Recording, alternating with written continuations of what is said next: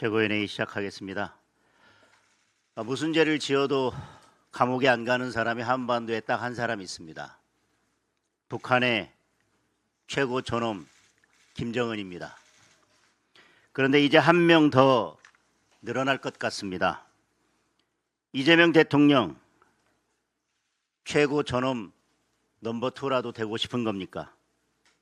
이재명 범죄 지우기 특검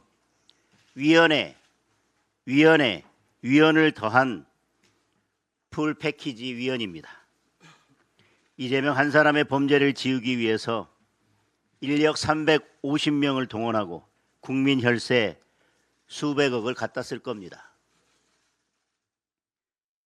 한 사람만을 위해 존재하는 법은 법이 아니라 폭력이자 범죄입니다. 이럴 바에야 차라리 이재명 최고 존엄법을 만드십시오. 조지 오웰식으로 이재명은 더욱 평등하다 선언하고 헌법 위에 이재명을 못 박는 그런 방법이 오히려 솔직한 일일 것입니다. 인치가 법치를 압도하는 순간 자유와 평등의 가치는 무너지고 나라는 동물농장이 됩니다. 자유민주주의 대한민국의 국민으로 사느냐, 이재명 동물농장의 노예가 되느냐, 6월 3일 국민 여러분의 선택에 달려 있습니다. 이번 지방선거는 자유민주주의와 헌정 질서를 지키는 선거입니다. 주권자의 분노로 이재명 정권을 심판해야 합니다. 더불어민주당 광역단체장 후보 16명 가운데 7명이 전과자입니다. 정원호 서울시장 후보 경찰과 시민을 두들겨 팬 전과 2범입니다. 김경수 경남지사 후보 국가보안법의 드루킹까지 전과 4범입니다. 우상호 강원지사 후보도 전과 2범입니다. 대통령부터 음주운전 포함 전과 4범이니 딱히 할 말이 없기는 합니다. 김부겸 대구시장 후보는 국가보안법 위반 전과자입니다. 간첩 이선실의 돈을 받고도 신고하지 않았습니다. 이런 사람이 과거 언론 인터뷰에서 뭐라고 했습니까? 호남은 문제없는데 보수당 묻지마 지지하는 영남이 문제다. 이런 인식을 가진 사람이, 이렇게 대구 시민을 모독하는 사람이 대구시장 되겠다고 나섰습니다. 전재수 부산시장 후보는 통일교회 까르띠에 시계를 받았습니다. 통일교회에서 까르띠에 시계를 받았습니다. 안 받았다고 하면 곧장 허위사실 공표니 부인도 못합니다. 뇌물죄든 선거법이든 빼박 예비 전과자입니다. 민주당이 범죄자 천국이니 황당한 일들이 다 생기고 있습니다.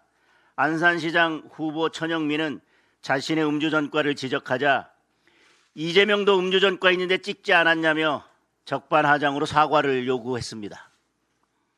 평생 법 잘 지키며 살아온 선량한 우리 국민들이 도대체 왜 이런 범죄자들에게 지방 살림을 맡겨야 하는 겁니까? 이번 지방선거는 범죄자 걸러내는 선거입니다. 선량한 투표로 뻔뻔한 민주당을 심판해 주시기 바랍니다. 부동산 시장이 문재인 정권 시절로 돌아갔습니다. 아니, 오히려 그때를 능가하기 시작했습니다. 서울 아파트 평균 전세 가격이 무려 6억 8,147만 원, 문재인 정권을 넘어 사상 최고가를 경신했습니다. 매물 부족을 보여주는 전세 수급 지수는 181.4까지 치솟았습니다. 역시 문재인 정권 이후 최고치입니다. 그런데 이게 끝이 아니라 시작입니다. 지방선거만 끝나면 진짜 지옥이 펼쳐질 것입니다.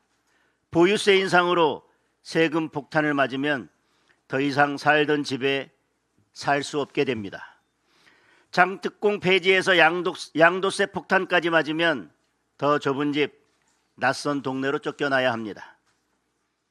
부동산세 폭탄으로 끝나지도 않습니다. 이재명 대통령이 직접 이야기한 설탕세, 지금은 안 올린다는 담배세와 주류세, 줄줄이 세금 폭탄이 지방선거 끝나기만 기다리고 있습니다. 유가 최고 가격제가 끝나면 기름값이 3,000원을 넘을 수도 있습니다. 내 집에서 쫓겨나고 단맛도 못 보고 차도 못 타는 세상, 이재명 정권의 헬 대한민국이 기다리고 있습니다. 이번 지방선거는 내 집, 내 재산 지키는 선거입니다. 국민의힘에 투표하는 것만이 이재명 세금 폭탄을 막는 길입니다. 이상입니다. 6.3 지방선거가 30일 남았습니다. 오만하고 컨텐츠 없는 기호 1번 후보들의 거품은 서서히 걷히고 있고 기호 2번 검증된 지역 일꾼들의 실력이 진가를 드러내고 있습니다. 지역을 위해 헌신하고 봉사할 역량 있는 일꾼들을 뽑고 오만한 권력의 위험한 독주를 견제할 선택의 시간이 다가오고 있습니다. 남은 30일 최선을 다해 국민 속으로 들어가도록 하겠습니다. 작년 11월 더불어민주당이 대통령 재판 중지법을 추진하다가 이재명 대통령이 제지시키면서 갑자기 중단되었습니다. 강훈식 비서실장이 나와서 대통령을 정쟁에 끌어들이지 말라라며 정청래 대표에게 강력한 경고 메시지를 보내기도 했었습니다. 결국 이재명 대통령의 본심이 무엇이었는지는 반년 만에 확인이 되었습니다. 본인의 재판을 임기 중에만 일시 정지시키는 재판 중지법이 아니라 재판을 아예 없애버리는 재판 삭제법을 강구하라는 것이었습니다. 재판 중지법 입법을 중단시킨 이재명 대통령이 공소 취소 재판 삭제법에는 철저히 침묵을 지키고 있는 것이 그 증거입니다. 이재명 대통령에게 경고합니다. 국정조사와 특검을 동원한 대통령의 범죄재판 공소 취소는 원천 무효입니다. 이재명 대통령이 권력을 동원해서 기어이 억지로 본인의 재판을 한번 없앨 수 있을지 모르겠습니다만은 국민은 언젠가 반드시 재판을 재개시킬 것입니다. 무선수를 써서라도 반드시 그 죗값을 치르게 할 것입니다. 이재명 대통령이 하신 말씀 그대로 돌려드리겠습니다. 대통령도 죄를 지으면 감옥에 가야 합니다. 명심하십시오. 영원한 권력은 없습니다. 영원한 공소 취소도 없을 것입니다. 본인의 안위를 위해 권력을 동원하는 무리한 초법적 방탄 정치는 국민과 역사가 용납하지 않을 것입니다. 세금 얘기 한마디만 더 보태겠습니다. 임광인 국세청장이 지난주 SNS를 통해 세금을 회피하기 위한 편법 정의는 생각하지 않는 것이 좋겠다라면서 2주택자가 10억에 매수하고 10년간 보유했던 그리고 지금 현재 시가가 30억 원인 강남 아파트를 기준으로 양도할 때는 세금이 6억 5천만 원, 증여할 때는 13억 8천만 원으로 2배 이상 세금이 늘어난다고 주장했습니다. 그러나 이 계산은 잘못되었습니다. 국민을 속이는 것입니다. 양도할 때 6억 5천만 원의 양도할 때 6억 5천만 원의 세금은 양도 차익 20억에서 장기 보유 특별공제 4억 원을 차감해서 산출한 것입니다.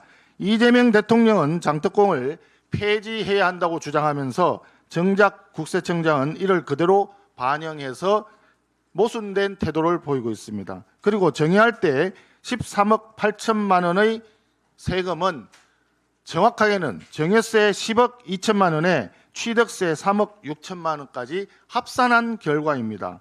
양도할 때는 취득세를 제외하고 정의할 때만 취득세를 포함해서 계산을 한 것입니다. 증여세 계산할 때 받는 사람이 내야 되는 취득세까지 더해서 세금을 부풀려서 정여가 2배 이상 세금이 더 많다고 국민을 상대로 거짓말을 한 것입니다. 동일한 기준을 적용하지 않고 유리한 요소만 선택적으로 적용한 계산을 가지고 국민을 호도한 것입니다. 더군다나 5월 9일 다주택자 양도세 중과가 만약에 재개된다면 양도세 부담은 12억 원 수준으로 오르기 때문에 오히려 정여가 세금이 더 적게 들 수도 있습니다. 서울 부동산 문제는 숫자 장난으로 국민을 호도해도 되는 사안이 아닙니다. 대출 규제로 수요를 억누르고 주택 보유자를 투기 세력으로 몰아가는 이재명 정부의 잘못된 부동산 정책이 국민의 삶을 파탄내고 있습니다. 부동산 시장은 숫자 장난이나 무분별한 규제가 아니라 정책의 예측 가능성과 신뢰로 안정됩니다. 이재명 대통령님, 부동산에 대해서 이렇게 수차례 말씀을 드렸는데 아직도 이해하지 못하겠습니까? 이재명 대통령 본인이 직접 픽한 정원호 후보의 말을 다시 또 돌려드리겠습니다. 외부의 전문적인 컨설팅을 좀 받아보시기를 권합니다. 국민의힘은 오세훈 후보와 함께 국민을 위한 현실적인 부동산 정책을 책임 있게 만들어 나가겠습니다.